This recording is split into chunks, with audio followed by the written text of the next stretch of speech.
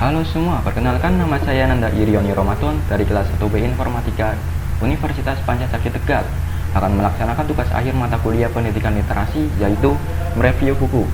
Buku ini berjudul Pemrograman Web edisi ketiga yang ditulis oleh Dr. Priyanto Hidayatullah dan diterbitkan pada 16 November 2021. Buku ini memiliki 558 halaman dengan kode ISBN 978-623-7131-489.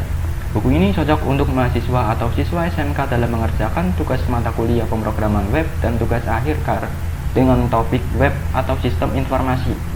Buku ini juga cocok untuk orang yang awam terhadap pemrograman web karena dijelaskan secara runut dan terperinci dengan bahasa yang sederhana dan mudah dimengerti. Di dalam buku ini terdapat 13 bab yang meliputi bab 1 yang berisi tentang sejarah internet, World Wide Web atau WWW, dan lain-lain yang terkait pemrograman web. Bab ini juga memberikan gambaran umum kandungan dari buku ini.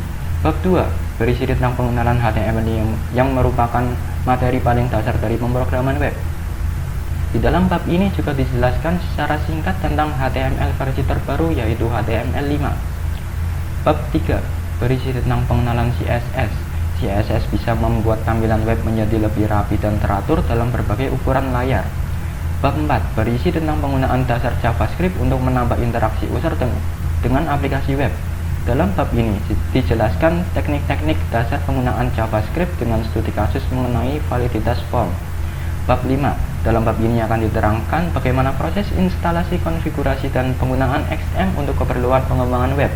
Bab 6, bab ini menjelaskan konsep dasar dari basis data disertai dengan cara membuat basis data dengan Entity Relationship Diagram atau ERD, serta gambaran implementasi dari ERD yang dibuat. Bab 7, pada bab ini akan dijelaskan secara mendalam mengenai MySQL yang merupakan aplikasi yang digunakan untuk mengelola basis data.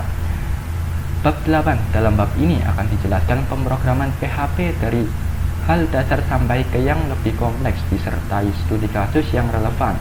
Bab 9, pada bab ini akan dijelaskan mengenai kode Igniter yang merupakan framework yang dibutuhkan dalam pembuatan web yang dinamis. Bab 10, dalam bab ini akan dibahas pembuatan aplikasi web sistem informasi akademik mulai dari nol. Setiap potongan kode akan dijelaskan secara terperinci sehingga akan dipahami dengan baik. Bab 11, pada bab ini akan dibahas tentang komponen-komponen Bootstrap yang sering digunakan serta studi kasus pembuatan front-end toko online menggunakan Bootstrap. Bab 12, pada bab ini akan dijelaskan mengenai penggunaan Node.js dimulai dari hal dasar sampai yang lebih kompleks.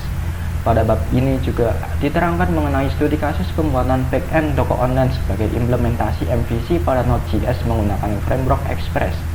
Bab 13, bab ini akan membahas langkah demi langkah secara mendetail cara melakukan hosting sebuah website pada layanan web hosting gratis. Sekian dari saya dan terima kasih.